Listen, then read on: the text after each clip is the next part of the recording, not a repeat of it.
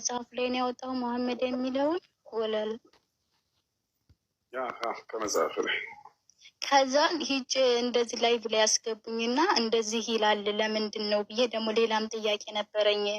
እኔ ስንሞት ኦርቶዶክሶች ማህተባችንን ምናምን ያወጡታል ገብቶሃልና ለምንድን ነው እንደዚህ ማህተባችን የሚወጣውና ስንሞት ሙስሊሞች ነን ማለት ነው እንደዚህ ስንሞት ማህተባችን ከወጣ ምናምን ስል እንዴት ልጅ እንደዚህ አይነት ጥያቄ ይጠይቃል ምናምን አለኝ። አባ ናቸው ያኔ ትልቅ ቄሶች ናቸው። እንደዚህ ላይፍ ላይ ዳቆኑ ከፍቶ ግን እሱ ነው እሳቸው ናቸው የሚያወሩት እና እንዴት ልጅ እንደዚህ በአደባባይ እንደዚህ አይነት ጥያቄ እንዴት ትጠይቂያለሽ ምናምን ብለው ተቆጡኝ። ገስት ላይም ብዙ ነገር ተናገሩና ከዛ ያንተ ደግሞ እንደዚህ ሙሐመድ የሚል ከመጽሐፍ ላይ ያወጣ ማለት ነው።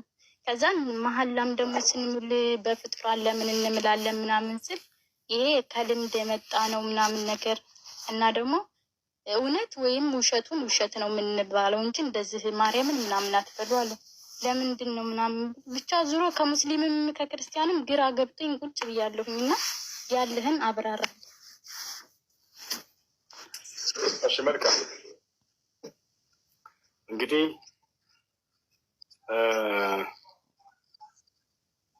ስለ እስልምና ወይም ስለ ክርስትና አንድ ሰው መረዳት ሲፈልግ ጊዜ ሁለቱ ሃይማኖቶች የራሳቸው የሆነ መለኮታዊ መጽሐፍቶች አላቸው። በውስጣቸውም ላይ ሃይማኖታቸውን የገለጸው የትኛውን መጽሐፍ ነው የሚለውን ሂደን ማረጋገጥና ማየት ነው። ክርስቲያኖች መጽሐፋችን መጽሐፍ ቅዱስ ነው ብለው ያምናሉ፣ አዲስ ኪዳንና ብሉይ ኪዳን። ሙስሊሞች ደግሞ ቁርአንና ሐዲስ አላቸው። በውስጡ ላይ አምላክ በነቢያት በኩል የደነገገው ሃይማኖት የትኛው ነው ብላችሁ መፈተሽ። እኔ ሳልሆን ሂጄ ፈልጌ ማግኘት ያለብኝ ራሱ ሊነግረኝ ይገባል። ልክ ሲሄድ ጊዜ ቀጥታ ማገኘው መሆን አለበት። እኔ ግን ጥቅስን ከዚህ አጋጭቼ ይሄ ማለት ነው እምነት የእስልምና ከሆነ ወይም የክርስትና ከሆነ ይሄ ራሴ ፍለጋ ውጤት ይሆናል የዛኔ። ነገር ግን ራሱ ገልጾልኝ ላገኘው ይገባል።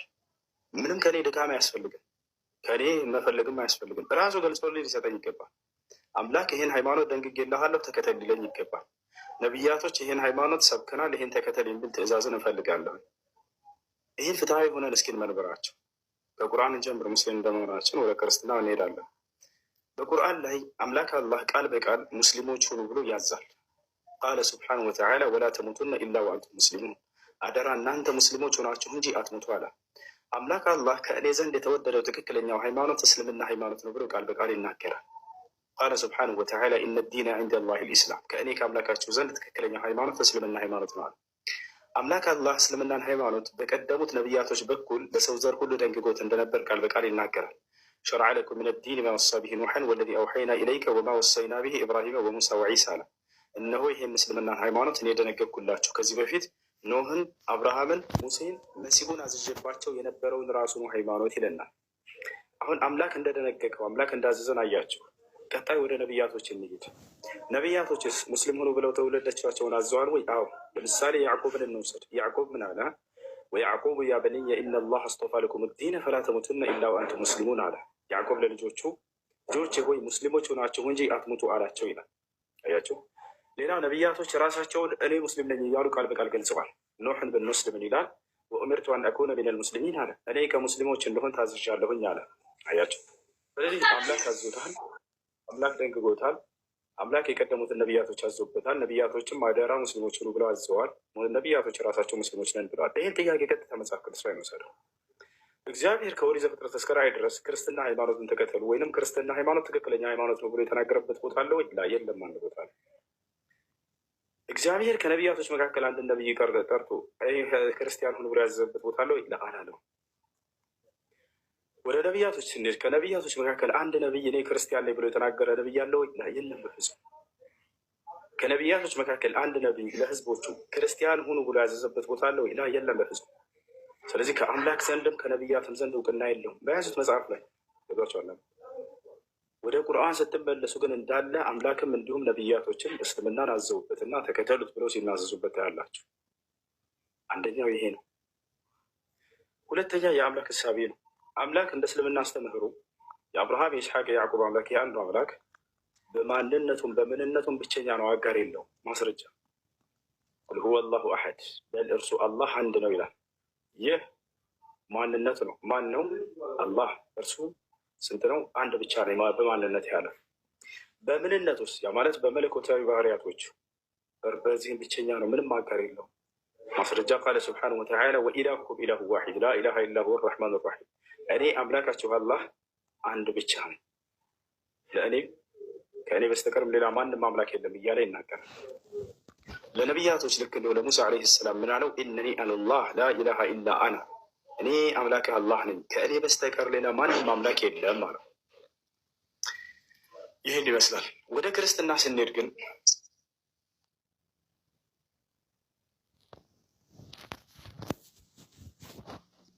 አምላክ አንድም ነው ሶስትም ነው ብላ ያምናሉ። በአካል ስንት ናቸው? ሶስት ናቸው ብላ ያምናሉ።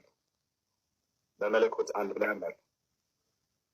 አብም አምላክ ነው ወይ ስትሏቸው፣ አዎ አብ አምላክ ነው። ወልድም አምላክ ነው ወይ? አዎ አምላክ ነው። መንፈስ ቅዱስም አምላክ ነው? አዎ አምላክ ነው። እኛ እንዲህ ሶስት ተቆጥሮ አምላኮች የለም። ወሀዳ ሽርኩ ቢላሂ ስብሓነሁ ወተዓላ፣ ይህ ከአንድ በላይ ማምለክ በአንድ አምላክ ላይ ማጋራት ተብሎ ነው የሚወሰደው። በማንነቱም በምንነቱም አንድና ብቸኛ የሆነ አምላክ አላህ ስብሓነሁ ወተዓላ አለ። ከእርሱ ጋር በአካል ሌሎች አሉ? ወፍ የለም፣ በፍጹም ብቸኛ ነው። ስለዚህም ጠይቄያቸው እንዴት ሶስት አምላክ ያ አምላክ ለሶስት ቀንና ለሶስት ሌሊት ሙቷል ብላ ያምናሉ። እኛ ጋርስ አላህ ስብሓነሁ ወተዓላ ለአምላክ አላህ ስብሓነሁ ወተዓላ ምን ይላል? ወተወከል ዐለ ልሐይ አለዚ ላ የሙት፣ በፍጹም እኔ አልሞትም ብሎ ቃል በቃል የሚናገር አምላክ ነው። ቁርአን ላይ ስትመጭ የምታገኘው ወተወከል ዐለ ልሐይ አለዚ ላ የሙት፣ በፍጹም በማልሞተው በእኔ በአምላካችሁ በአላህ ላይ ተመኩ ይላል። እዚያ ጋር ስትሄጂ አምላክ ተብሎ የሚታሰቡ አካል ለሶስት ቀንና ለሶስት ሌሊት ሙቷል። አይወ ይሄንን እንደዛ ሙቷል ይላሉ። እሺ እሱ ከሞተ ለሶስት ቀን ያህል ፈጣሪ ከሞተ ለምንድን ነው ዓለማትን ማን ነው ሲያስተዳድረን የነበረው? እንዴት ምናምን ስል ምንድን ነው ስል በመንፈስ ሙቶ ላ በምንድን በአካል ሙቶ በመንፈሱ ብቻ እንደዛ ነገር ነው ምናምን ነገር አሉ። እሺ ለምንድን ነው ሶስት የሆኑት? የሆነ ነገር ሲያጋጥመን በስመ አብ ወወልድ ወመንፈስ ቅዱስ አሐዱ አምላክ እንላለን። እነዚህ ሶስት ለምን ሆኑ? ከዛን ደግሞ እነዚህ ሶስት ሆኖ ፈጣሪ ሆኑ፣ ሶስቱ ስላሴ ያለን። ከዛ ደግሞ ኢየሱስ እዚህ ጋር ደግሞ ፈጣሪ ነዋል። ከዛ ደግሞ ብቻ ብዙ ናቸው። ለምን በእንደዚህ እንላለን ስንል ስማቸው ነው እንጂ ልዩነቱ አንድ ኢየሱስ ነው አሉ። ኢየሱስ ከሆነ ለምንድን ነው እሺ አብ ወልድ መንፈስ ቅዱስ ከየመጡ ስል ወገብ ጀርባ በቃ የሆነ ሌላ ነገር ሆኖብን። ለምን አትሰልሚም? አንቺ በደንብ ነው የበራልሽ። አሁን ለምን አትሰልሚም? ወደ እስልምና ለምን አትመጭም? ያ እንደዛማ እንደ ትላልቆች ትበለሻለሽ አሉኝ። ታላላቆች ሙስሊም ናቸው እና ብቻ አላውቅም፣ ግራ ገብቶኛል። አትስሚያቸው። እስልምናን ተቀበይ። ወደ ኢስላም ላይ ኢስላም የአብርሃም የኢስሐቅ የያዕቆብ መንገድ እንጂ ሌላ አዲስ መንገድ አይደለም። የአንድና ብቸኛ የሆነውን አምላክ አላህን የምታገኝበትና የምታመልኩበት የሆነ ብቸኛ መለኮታዊ ሃይማኖት ነው። ወደዚያ ዲን እንጠራሻለን።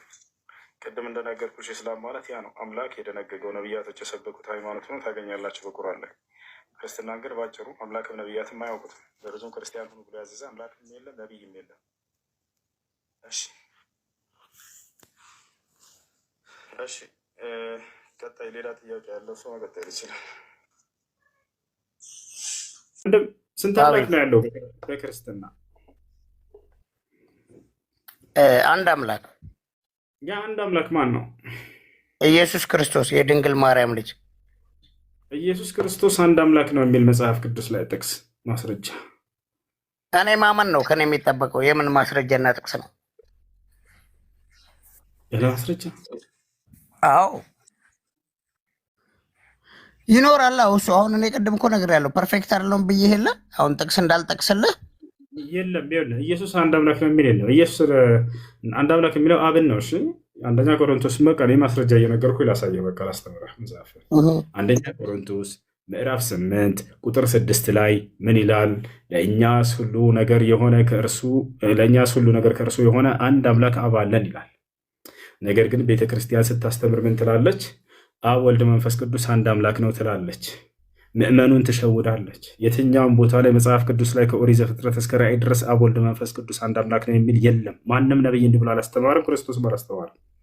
ነገር ግን አንድ አምላክ አብ ነው ብሎ ነው መጽሐፍ ቅዱስ ያስቀምጠው። ምን ትላለህ በዚህ? ኢየሱስ ክርስቶስ አምላክ አለው የለው? ወንድም ሌላ ነገር አምላክ የለውም ኢየሱስ ክርስቶስ። አዎ እንደሱ ብላ ነው በእርግጥ ቤተክርስቲያን የምታስተምራችሁ። ነገር ግን መጽሐፍ ቅዱስ ሌላ ታሪክ ነው። አምላክ አለኝ ብሎ ኢየሱስ እንዳስተማረ ይናገራል። ማስረጃ ምስጢረ ሥላሴ ዮሐንስ ወንጌል ምዕራፍ 20 ቁጥር 17 ላይ ኢየሱስ ክርስቶስ አምላክ እንዳለው ቃል በቃል ተናገረ። ምን አለ? ወደ አምላኬ ወደ አምላካችሁ አድርጋለሁ አለ። ያ ሰላም። ኤፌሶን ምዕራፍ 1 ቁጥር 3 ላይ ኤፌሶን ምዕራፍ 1 ቁጥር 17 ላይ የኢየሱስ ክርስቶስ አምላክ ይባረክ ይላል። ያ ሰላም። ኢየሱስ አምላክ አለ ይላል መጽሐፍ ቅዱስ።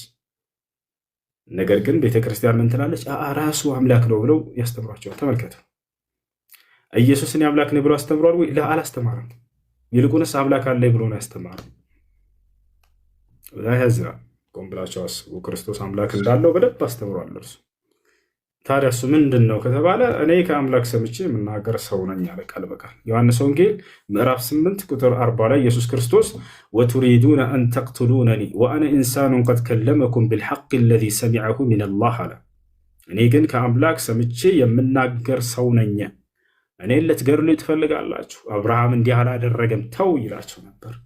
እኔ ከአምላክ ሰምቼ የምናገር ሰው ነኝ አለ። አንደኛ ጢሞቴዎስ ምዕራፍ 2 ቁጥር 5 ላይ ምን ይላል? አንድ እግዚአብሔር አለና አለ።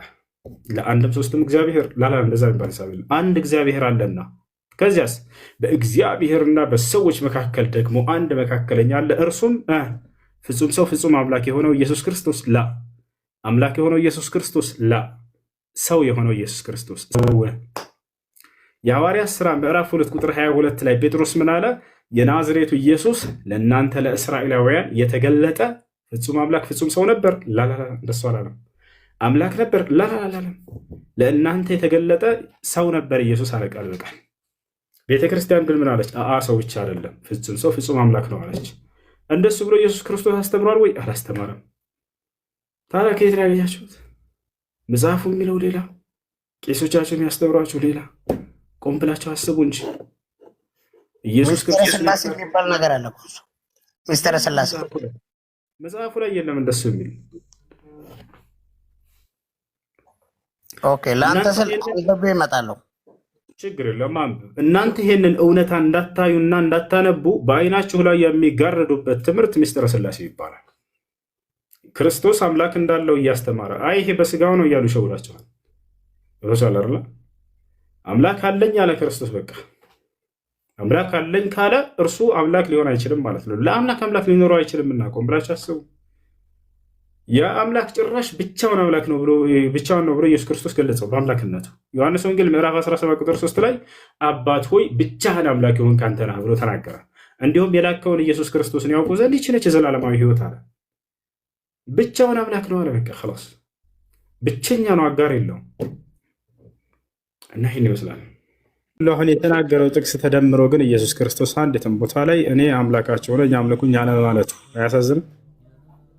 አንድ ቦታ ላይ እኔ አምላካቸው ነኝ አምልኩኝ ብሎ ያስተማረበት ቦታ የለም።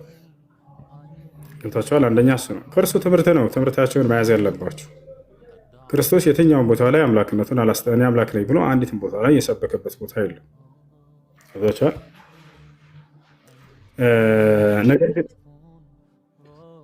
ነገር ግን አንዴ እባክህን ያን ሁሉ ደቂቃ ስትናገር ዝም ብያለሁ።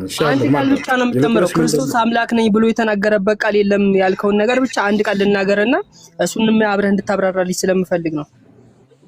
አይሽ እሺ፣ ኢየሱስ ክርስቶስ ትንሣኤና ሕይወት እኔ ነኝ፣ የሚያምንብኝ ቢሞት እንኳን ሕያው ይሆናል ብሏል። ትንሣኤና ሕይወት ሊሆን የሚችል ነቢያት ካለ፣ ሌላ ነቢይ ካለ ይሄን ትነግረኛለህ። ሌላ ሕይወት መሆን የሚችል ነቢይ ካለ ማለት ነው። አይዋ አየህ፣ ሰዎች ከሰው ጋር አወዳድረህ ወደ መለኮት ከፍ ለማድረግ ነው አሁን እየሄድክ ያለበት መንገድ ራሱ ስህተት ነው። ቆም ብላችሁ አስቡ።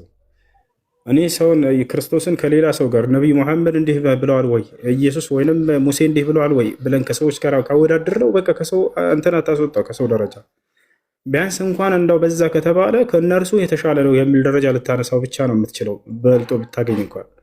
ወደ መለኮት ለማንሳት ከሰዎች ጋር አወዳድረን ይሄ ወደ መለኮት ከመለኮት ማነው ከሰዎች በላይ ነው ብለን ቀጥታ ወደ መለኮት ማንሳት ቀላል ነገር እንዳይመስላችሁ ከባድ ነገር ነው። ገብቷችኋል? እኛ ነቢይ ሙሐመድ ሰለላሁ ዐለይሂ ወሰለም ከሌሎች የበለጡበት በርካታ ነገራቶች አሉ። አዳም ሳይፈጠር እኔ አለሁ ብለዋል ነቢ ሰለላሁ ዐለይሂ ወሰለም። ምን ትላለህ? አሁን ይሄ የአምላክ ቃል ነው ብለን እንያዘው? ቃለ ነቢ ሰለላሁ ዐለይሂ ወሰለም ኩንቱ ነቢየን ወአደም በይነ ሩሒ ወልጀሰድ። አዳም ገና በስጋና በሰው በመንፈስ መካከል ሳለ እኔ ነብይ ነበርኩ ይዛኔ ብለዋል። ኦኬ አምላክ ናቸው ማለት ነው? ገና አዳም ሳይፈጠር እኔ ከአብርሃም በፊት ምናምን አይደለም ያሉት። ላላላ ከአዳም በፊት ነቢይ ሙሐመድ ሰለላሁ ዐለይሂ ወሰለምን አላህ እውነት ብሎ ገልጿቸዋል። አነ ረሱል ሐቅ ይላል። መልእክተኛው ሙሐመድ እውነት ነው ብለዋል። እኔ እውነት ነኝ ስላለ ኢየሱስ አምላክ ነው ካላቸው ያ እውነት ነው ተብለዋል። በሙሐመድ እመኑ በእርሱ ያመነ ይድናል ይላል አላህ። አምላክ ናቸው ብለን እንያዝ እንዲህ አይነት ጥቅስ እየፈለቀቅን ይዘን ወስደን ላ አይባልም። ፈአሚኑ ቢላሂ ወረሱሊህ ነቢይ ልኡሚይ ለዚ ዩእሚኑ ቢላሂ ወከሊማቲህ ወተቢዑሁ ለዓለኩም ተሕተዱን ፈለዚነ አመኑ ቢሂ ወዐዘሩሁ ወነሰሩሁ ወተበዑ ኑረ ለዚ ኡንዚለ መዐሁ ኡላኢከ ሁሙል ሙፍሊሑን እነዚያ በሙሐመድ ያመኑ እነርሱ ናቸው የሚድኑት ይላል። ታዲያ አምላክ ናቸው ብለን እንዲህ አይነት ቃል እየለቃቀመን እንሄድ አንሄድም። ለምን ከተባለ ማን አምላክ እንደሆነ በግልጽ አስተምረዋል። እርሳቸው መጽሐፉን ማን አምላክ እንደሆነ በግልጽ አስተምረዋል። አንዱ አምላክ ማን እንደሆነ በቁርአን ላይ ስለተገለጸ አንዱ አምላክ ማን እንደሆነ መጽሐፍ ቅዱስ ላይ ኢየሱስ ክርስቶስ እያስተማረ ወደ ሰማይ ቀጥ ብሎ አባት ሆይ አንድና ብቸኛ እውነተኛ አምላክ አንተ ነህ እያለ እንደገና እርሱን አምላክ ለማድረግ እኔ ከአብርሃም በፊት አለሁ ብሏልና እኔና አብ አንድ ነን ብሏልና እኔን ያያብራየ ብሏልና ስለዚህ ከአምላክ ጋር ልናስተካክለው አያስኬድም። እንደዚህ ይህ ክርስቶስን መቃወም ነው የሚሆነው። ብቻህን አንተን አምላክ ብሎ ክርስቶስ አብን ገልጾታል። አለቀ፣ ዘጋው በቃ። ያ አምላክ ለእርሱም ጭምር ለክርስቶስም ጭምር አምላኩ እንደሆነ ክርስቶስ አስተማረ። የዮሐንስ ወንጌል ምዕራፍ 20 ቁጥር 17 ላይ ኢየሱስ ክርስቶስ ወደ አምላካቸው አድርጋለሁ አለ። ኸላስ አምላክ እንዳለው አስተማረ። አምላክ እንዳለው ካስተማረ እርሱን መፍታት ነው። ፍቱት፣ እርሱን የእርሱን አምላክ ፈልጉ። አንድ አምላክ ተብሎ የተገለጸው ሲጀምር መጽሐፍ ቅዱስ ላይ አብ ነው። ዮሐንስ ወንጌል አንደኛ ቆሮንቶስ ምዕራፍ 8 ቁጥር 6 ላይ ለእኛስ ሁሉ ነገር ከእርሱ የሆነ አንድ አምላክ አብ ወልድ መንፈስ ቅዱስ አለን? ላ አይደለም። አንድ አምላክ ኢየሱስ አለን? ላ አይደለም። አንድ አምላክ አብ አለን። አለቀ። ስለዚህ ያ ነው እኛ የምንላችሁ ይህን ነው። የአብርሃም የይስሐቅ የያዕቆብን አምላክ ያንን አንዱን አምላክ የክርስቶስንም የሁላቸውንም አምላክ ፈልጉ። ክርስቶስ አምላክ እንዳለው አስተማረ እንጂ እኔ አምላክ ነኝ ብሎ በፍጹም አላስተማረም። መጽሐፍ ቅዱስ ላይ ክርስቶስ የሚሰግድለት የሚለምነው የሚጸልይለት አምላክ እንዳለው አስተማረ እንጂ እርሱ እንዲመለክ በፍጹም አንድ ቦታ ላይ እኔን አምልኩኝ ብሎ ያስተማረበት ቦታ። ሴት ልጅን ማግባት ይፈቀዳል ወይንስ አይፈቀድም? እሱ ነበር ጥያቄ። ልጅን ማግባት ህፃን ልጅን ይቅርታ፣ ህፃን ልጅ ወይንም ትንሽ ልጅን ማግባት ተከልክሏል በክርስትና። ትንሽ ልጅን ወይንም ህፃን ልጅን አታግቡ ተብሎ የተከለከለበት ቦታ አለ? አዎ በክርስትና ክልክል ነው ይቻላል። ማስረጃ የቱ ጋር? ማስረጃ አሁን በእኛ ማስረጃ የምንለው ያው ማንኛውም ሰው ለአቅመ አዳምና ለአቅመ ሔዋን የሚደርስበትን ያው በቤተ ክርስቲያን የምንማረው አለን። ዶግማ አለን። ገባል? ዶግማ ማለት የቤተ ክርስቲያን ህግ ማለት ነው። በሱ ነው የምንመራው። መጽሐፍ ቅዱስ ላይ ማንም ሰው ከ15 ዓመት በላይ በታች ትዳር መያዝ አይችልም በቤተ ክርስቲያን ማለት ነው። አሁን እየጠየቅን ያለ ነው እንትናችን ደግሞ መጽሐፍ ቅዱስ ላይ አሁን እሷ ያለችው በ3 ዓመቷ አገባች ያለችው ማንን ነው? ሳራን ያለችው። ከኔ ጋር እንጨርስና ወደ እንትን እንሄዳለን። ይኸውልሽ አሁን እሷንም እየመለስኩኝ አንተንም እየመለስኩ አንድ ላይ ልሄድልክ ነው። ማርያም በቁርአን እኮ በማስረጃ እየነገርኩ እኮ ነው። ማርያም በቁርአንም በመጽሐፍ ቅዱስም አላገባችም። በስንት ዓመቷ እንዳገባች እሱ ማርያም አግብታለች። አንዴ ባሏ ነበረ። በቁርአን ማርያም አግብታለች። እንደ መጽሐፍ ቅዱስ እንደ ቁርአንም አላገባችም። እንደ ቁርአን መጽሐፍ ቅዱስ አገባች የሚል የለም። አዳም ጭረጋቢያን ለዮሴፍ ሚስት ነበረች ያልነበረች ማርያም የዮሴፍ ሚስት አይልም መጽሐፍ ቅዱስ። የዮሴፍ ሚስት ሳይሆን እጮኛ ነው የሚለው። በአማርኛው ላይ እጮኛ ብለው ተርጉሞላቸው ነው። እጮኛ ማለት ደግሞ በእኛ በዚህ በኢትዮጵያም አነጋገር እናት ቀስ በይ ሰብራ ስጭ አንቺ ካራሽ በኋላ እኔ ደግሞ ላውራ በተራሽኝ። የቁርአን ስንመጣ ጊዜ ማርያም ምንም አይነት ዮሴፍ ምናምን የሚባል ሂሳብ የለም። ባሏ ሚስቷ ብሎ ሂሳብ የለም። የትኛውን ቦታ ላይ አታገኙ። ይህም በድፍረት የምትናገሩት ቁርአን ላይ ስትቆሙ ጊዜ ነው። ቁርአን ላይ ሚስት ባሏ ሚስቷ ምናምን ዮሴፍ ምናምን ገሌ የሚባል የለም በማርያም ዙሪያ ላይ ማለት ነው። ይሄ ነገር ያለው ግን መጽሐፍ ቅዱስ ላይ ሚስቱ እንደሆነች ማርያም ለዮሴፍ ተቀምጧል። የአማርኛ መጽሐፍ ቅዱስ ላይ እንዳልሽው ሲተረጉሙላቸው እጮኛ ብለው ነው የተረጉሙላቸው። ግን የግሪኩን ሄዳችሁ ስታዩት ጊዜ ሚስቱ ተብሎ ነው የተቀመጠው። ሚስትህን ማርያምን ይዘህ ለመሄድ ለምን ትፈራለህ ይለዋል መልአኩ ገብርኤል። ላሳይሽ ይኸውልህ እኮ እኔ ደግሞ ልመልስልህ አንድ ጊዜ። አሁን የአይሁድ እምነትና የክርስትናን እምነት አንድ አናድርግ። አይሁዶች ያው የሚያምኑት አመለካከትና ስለ ማርያም፣ ክርስቲያኖች ደግሞ የሚመልክ እንትን መጽሐፍ ቅዱስን አይከተሉም። አይሁዶች ታውቃላችሁ አይደል? ኢየሱስንም አይቀበሉ። ስለዚህ አይሁዶች የሚሉት ምንድን ነው? ከዮሴፍ ነው የወለደችው ብለው ነው የሚያምኑት። ክርስቲያኖች ደግሞ እስልምና እንደሚያምነው እናንተ እንደምታምኑት ማለት ነው። ገብርኤል መጥቶ አብስሯት ቃል ከሆዷ ተጸነሰ፣ እንደሱ ብለን ነው የምናምነው እኛ እጮኛ ያልነው በዚህ ማለት በኢትዮጵያ እንኳን አነጋገራችን በአመለካከታችን ማለት ነው። መጽሐፍ ቅዱስ እጮኛ ያላት እጮኛ ተብሎ አንድ ሴት የሚሰጠው ለጥበቃ ነው። አሁን አንድ ሰው እጮኛ አላት እንኳን ቢባል ማለት ነው እየጠበቃት ነው አይደል የምንለው እዚህ ሀገራችን ላይ እንጂ አግብቷታል አንልም አይደል? ገና ሊያገባት እየጠበቃት ነው። ስለዚህ አሁን እጮኛ የተባለው ለምንድን ነው? ይህቺ ሴት በመንፈስ ቅዱስ አረገዘች ተብሎ በሰዓቱ እንደ አሁን ያልተፈቀደ እርግዝና አረገዘች ተብሎ እንዳይታመን ነው አባቶች ጠብቃት ተብሎ ከመንፈስ ቅዱስ የተሰጠው። እሱ በጣም ትልቅ ሰው ነው። እሱ 15 ዓመቷ ነው ገና። ገባህ አይደለ? በእኛ አመለካከትና መጽሐፍ ቅዱስ የሚለውን ነው ምልክ። ለዚህ ነው እንጂ በ3 ዓመቷ አግብታለች በስ አሁን አይ የሚል የለም ነው የምልህ። አገባች የሚል የለም። ለኮርስን ማስረጃ ሊሳይሽ እያልኩሽ እኮ ነው። ለሶስተኛ ጊዜ ልንገርሽ። ግሪክ እኮ የምትለው እኮ ይሁዲዎችን ነው የምትለው። ይሁዲ ደግሞ እኛ አይደለን። ይሁዲዎችን አይደለም። የራስሽ መጽሐፍ ላይ እኮ ነው ብያለሁ። መጽሐፍ ቅዱሱ ነው የሚለው። አገባች አግብታለች። አዎ ላሳይሽ። የእኛ መጽሐፍ ቅዱስ ነው እንድትነግረኝ የሚፈልገው የግሪክ ሳይሆን የእኛን ወርቅ አንዴ ወርቅነህ አረጋጋት እስኪ። አዲስ ኪዳን በምን ቋንቋ ነበር የተጻፈው? ወርቅነህ አንዴ ሚዩትን አንሱለት። አዲስ ኪዳን ግሪክ ነው የተጻፈው። በቃ ይኸው ሰማሽ አይደለ? ስለዚህ አሁን ቀጥታ የአማርኛውን መጀመሪያ እንመልከተውና እጮኛ ተብሎ ነው የተጻፈው ወይ የአማርኛው ሲተረጉሙላችሁ ይህን አልካድንም። እጮኛ ብሎ ነው የተረጉሙላችሁ፣ ግን ሸውዳቸዋል።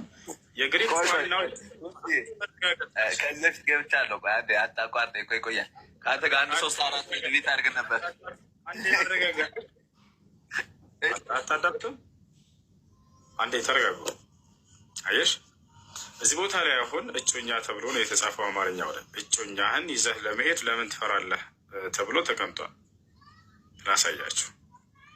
ነገር ግን የግሪኩን ሂደን ስናየው ጊዜ ሚስትህን ማርያምን ነው የሚለው።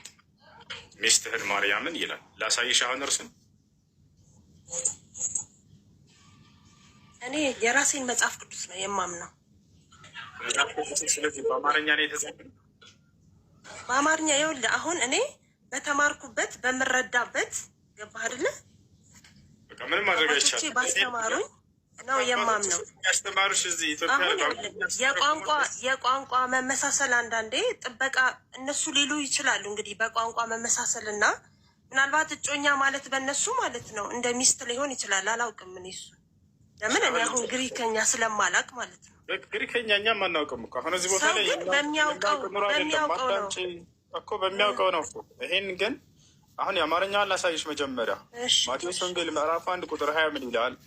እርሱ ግን ይህን ሲያስብ እነሆ የጌታ መልአክ በሕልም ታየው፣ እንዲህም አለ፣ የዳዊት ልጅ ዮሴፍ ሆይ ከእርሷ የተጸነሰው ከመንፈስ ቅዱስ ነውና እጮኛህን ማርያምን ለመውሰድ አትፍራ ይላል አይደል እናት? ስለዚህ መልአኩ ገብርኤል መጥቶ እጮኛህን ማርያምን ነው ያለው አይደለ ለዮሴፍ?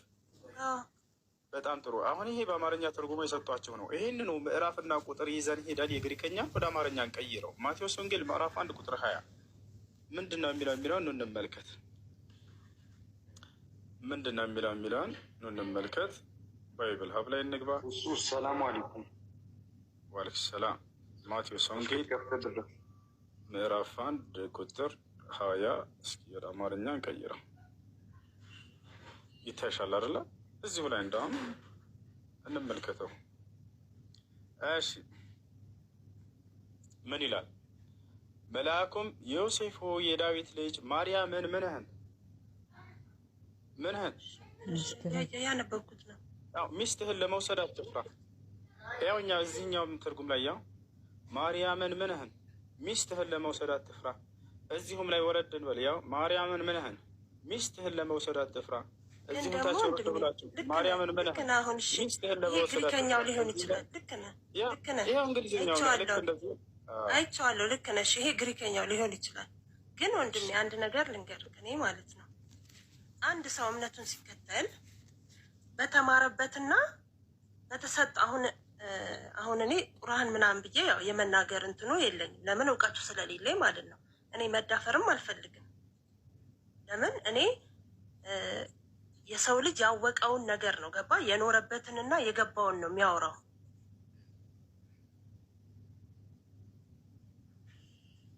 ቦታ ላይ መናገር አልፈልግም እና የሰውንም ደግሞ ሰው አምኖበት የሆነ ኃይል ወስዶ ተቀብሎት የሚኖረውን ሃይማኖት መጥቼ መዝለፍም አልፈልግም። ገባህ አይደል? እሱ የራሱ ኃይል አለው፣ እኔ ደግሞ የራሴ ኃይል አለኝ እና ሁሉም የራሱ የሆነ ነገር ያገኘበት ነገር ሲኖር ነው የሚኖርበት ማለት ነው። እና ያንን ነገር ስትነካበት ሰው አይወድም። ክፉም አልናገርም ግን ነው ምልክ ግን እኔ የተማርኩት እኔ ያደግኩበት ቤተክርስቲያን ማለት ነው መጽሐፍ ቅዱስ 80 መጽሐፍ ቅዱስ ነው። ታውቀዋለህ? 80 መጽሐፍ ቅዱስ ደግሞ አዲስ ኪዳንም ብሉይ ኪዳንም ያለበት ማለት ነው። እኛ እንግዲህ በስነ ስርዓት በአማርኛ የተተረጎመ እኛ የምንናገረውን ቋንቋ የተጻፈበት መጽሐፍ ቅዱስ ነው። ግሪኩን እንደዚህ አመሳስሉ፣ ግሪኩ እንደዚህ ነው የሚለው ወይ ደግሞ ኢብራይስቱ እንደዚህ ነው የሚለው ተብሎ ተመራምረንም አላውቅም። ምን እንግዲህ እኔ ያደግኩትና ያመንኩት እጮኛ እንደሆነ ነው፣ ጠባቂ እንደሆነ ነው፣ ከመንፈስ ቅዱስ እንዳረገዘች ነው፣ በድንግልና አርግዛ በድንግልና እንደምትወልድ ነው ክርስቲያን የሚያምነው ማለት ነው። አሁን አንድ የትንሽ ልጅ አሁን ገና ትምህርት የሚማር ገና ሃይማኖት የሚማር ልጅ አሁን አምጥክ ማርያም እኮ አግብታለች ብትለው ማለት ነው መጽሐፍ ቅዱስ ገና የሚያጠና ልጅ ይወናበዳል። ገባህ አይደለ? እንደ ውሸታም ነው የሚያየው። ለምን እኛ እያየን ያለ ነው መጽሐፍ ቅዱስ ስለሆነ እና ስንከራከር እዚህ የምንቀበለውን እናንብብ። ገባህ አይደለ? እዚህ ኢትዮጵያ ውስጥ የምንቀበለውን ለምን አልቀበልም? አብ አምላክ ነው ብለህ ታምናለህ አይደለ? ወልድም አምላክ ነው ብለህ ታምናለህ አይደለ? መንፈስ ቅዱስ አምላክ ነው ብለህ ታምናለህ አይደለ? አሜን ነው። ሶስቱን አምላክ አትበሉ፣ አንዱ ብቻ ነው አምላክ እያለ ነው። እኛ መች ሶስት አምላክ አለን? አንድ አምላክ አለን። አሁን ብለህ አብም አምላክ ነው፣ ወልድም አምላክ ነው፣ መንፈስ ቅዱስ ነው አምላክ ነው አልከ። ሀሳቡ ምንድን ነው?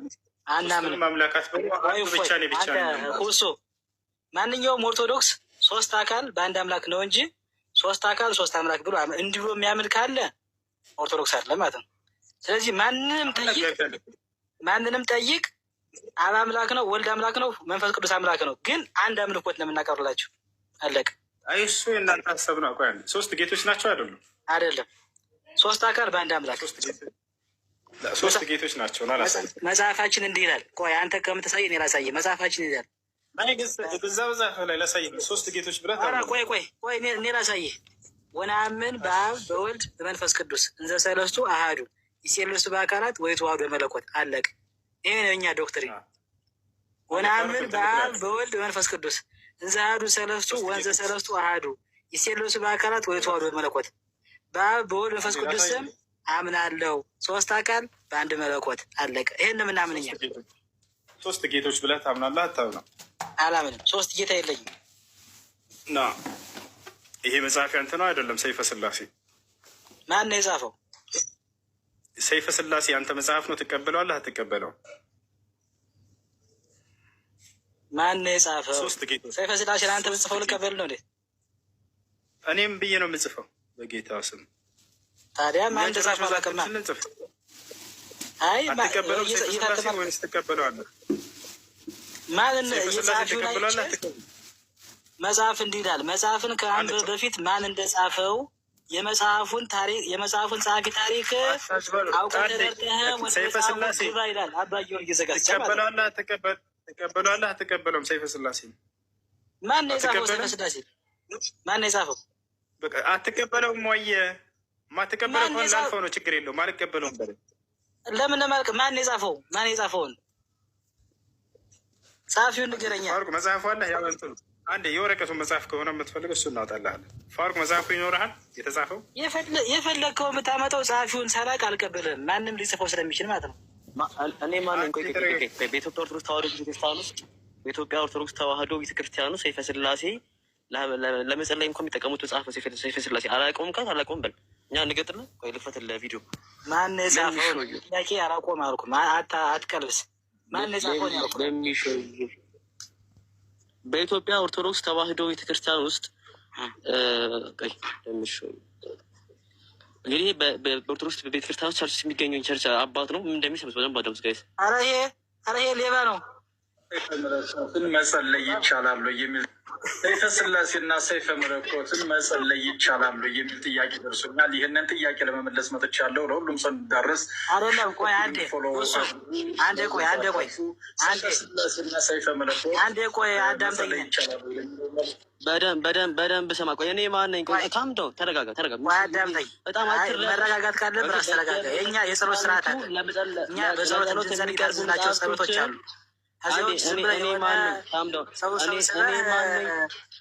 እኔ ማነኝ? ፕሊዝ አትረበሽ። ስፕሪት ታውቋል። ስፕሪት ተደርሷል።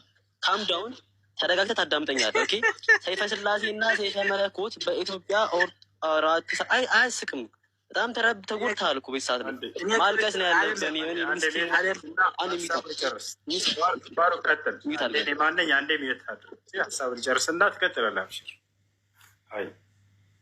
እንደዛ ነው የሚሆነው።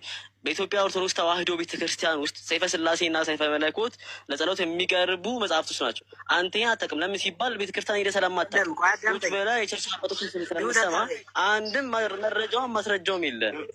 ለዛ ነው የተረበሽከው ዛሬ ሰይፈ ስላሴ ሲወጣልህ ማለት አንተ አትረበሽ። እኔ ማን ነው? አትረበሽ። እንግዲህ ይህ አባትህ ነው፣ ቤተክርስቲያን የሚገኝ አባት ነው። ሰይፈ ስላሴ እና ሰይፈ መለኮት ለጸሎት የሚቀርቡ አራራ ሚዩት አልክ ቢስ ምን ሆነ ነው እንደዚህ የምትረበሽ? እንግዲህ ማስረሰር እንደዚህ የምትሆኑ ከሆነ በጣም ከባድ ነገር ነው። አከ ሚዩት አድርጋ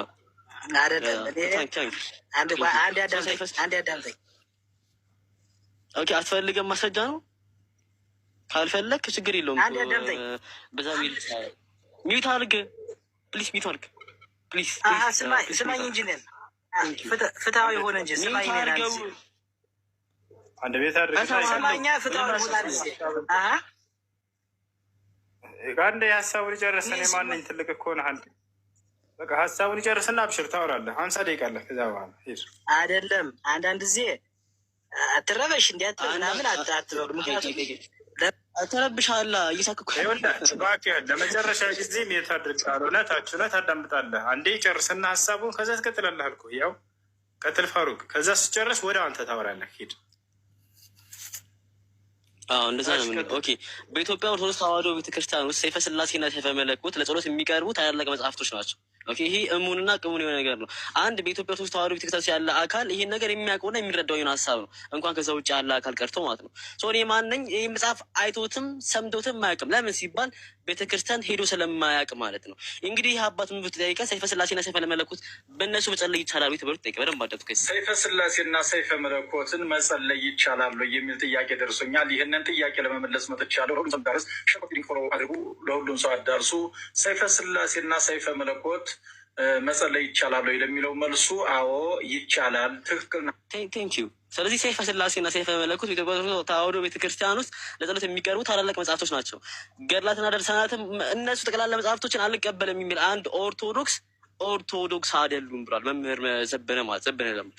ኦኬ። ያ ሰውዬ ጥምቀት መጠመቅ አለበት። እነዚህ መጽሐፍ አልቀበልም የሚል ኦርቶዶክስ ካለ ጥምቀት መጠመቅ አለበት። ቢኮዝ ጴንጤ ሆኗልና ጠንጥጧልና በኦርቶዶክስ ድጋሚ መመለስ አለበት የተባለ። ስለዚህ ዛሬ እኔ ማነኝ አልቀበለው በማለት ከኦርቶዶክስ አስተምሮ ሊቻሪን አፉን ጌታ ይጣ ይህም ማመን አለብን። እሺ ጨረስ ልቀጥል? ጨርሳለሁ። እሺ በመጀመሪያ ደረጃ ሆሶ እኔ አንተ ፈልጌ የመጣው ማለት ሌላ አካል ዘሎ እንዲገባ አልፈልግም። ምክንያቱም የአሸናፊነት መንፈስ የተጸናወተው ሰው ያለ ስም ነው የሚሰጠው። አሁን ቤተክርስቲያን ልሂድ አልሂድ የት ያቀኛል? ቤተክርስቲያን ልግባ አልግባ፣ ሰይፈ ስላሴ ልወቅ አልወቅ፣ ሰይፈ መለኮት ልወቅ የት ያቀኛል? ጭራሽ ዶ አያውቅም። ስለማያውቀው ምናምን አይባልም። ነውር ነው ስለማይባል ማለት ነው። አንደኛ እሱ፣ ሁለተኛ አይደለም የግል ጉዳይ መጀመሪያ የጀመረው እሱ ነው። ትክክል ነው።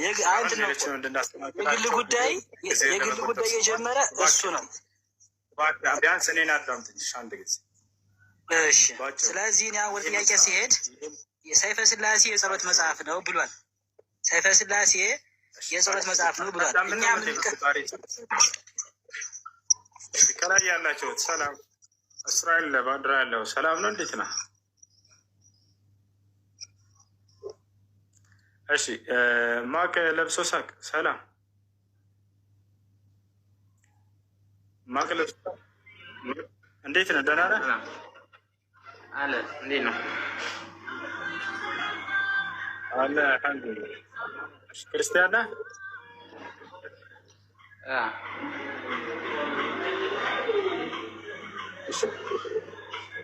ክርስቲያን ለምን አሁን እግዚአብሔር ክርስቲያን ብሎ አዝዋል መጽሐፍ ቅዱስ ላይ? ስለ እሱን የማውቀው ነገር የለኝም። እኔ ያን ያህል መጽሐፍ ቅዱስ አልከታተልም። ግን እኔ ጥያቄ ነው የመጡት።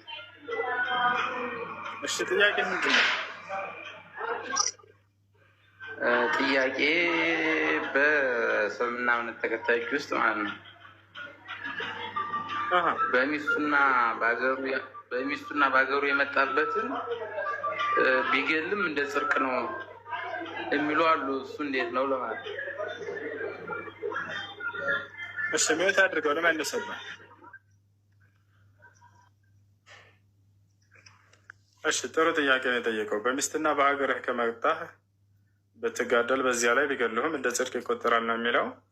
አዎ ነቢያችን ሰለላሁ ዐለይሂ ወሰለም ከራሳችሁና ከቤተሰቦቻችሁ ተከላከሉ። ቢገሉም ሳይሆን መግደል ጽድቅ ነው። መግደል ጽድቅ አይደለም። አሁን መልሱን አለ መግደል ጽድቅ አንድ አዳምጠኝ ሚወት አድርገው እስክጨርስልህ። መቼ ነው የምትጋደለው? ሐዲሱ ምን እንደሚል ልንገርህና ከዚያ በኋላ አስረዳሃለሁ። ቃለ ነቢይ ሰለላሁ ዐለይሂ ወሰለም ነቢ ሰለላሁ ዐለይሂ ወሰለም እንዲህ አሉ። መን ቁቲለ ዱነ ማሊሂ ፈሁወ ሸሂድ ወመን ቁቲለ ዱነ አህሊሂ ፈሁወ ሸሂድ ወመን ቁቲለ ዱነ ዕርዲሂ ፈሁወ ሸሂድ አሉ። ይሄ ነው ሐዲሱ። ከሚስቱ እየተከላከለ ሳለ የተገደለ ሰው ሰማዕት ነው አሉ። ከገንዘቡ ከንብረቱ እየተከላከለ ሳለ የተገደለ ሰው ሰማዕት ነው አሉ። ከክብሩ እየተከላከለ ሳለ የተገደለ ሰው ሰማዕት ነው አሉ። እየተገደለ እንጂ አሉ እንጂ የገደለ አላሉ። ሐዲሱን ከፈለግ ብቻ አሳይሃለሁ። ስለዚህ ያ ማለትን ማለት ነው ከተባለ ሚስትህን ሰውየው ሊቀማህ መጣ ወይም ሊደፍርብህ መጣ። የዛኔ ይህን ሰውዬ ልክ እንዲሁ ደግሞ ክብርህን በክብርህ ላይ መጣ፣ ሊጋደልህ መጣ። የዛኔ ይህን ሰውዬ ሊጋደልህ የመጣን አካል ትጋደላለህ። በዛኔ ብትጋደል አንተ ሰማዕት ነህ ነው ያሉት ነቢ ሰለላሁ ዐለይሂ ወሰለም። ያሉትን ቆይ ላውጣና ላሳየህ። ከገንዘቡና ከንብረቱ እየተከላከለ ሳለ የተገደለ ሰው እርሱ ሰማዕት ነው ነው ያሉት። በማስረጃ ወጥቼ ላሳያችሁ ከራሴ እንዳይሆንባችሁ። እኔ ያለ ማስረጃ መናገር አልፈልግምና መን ቁቲለ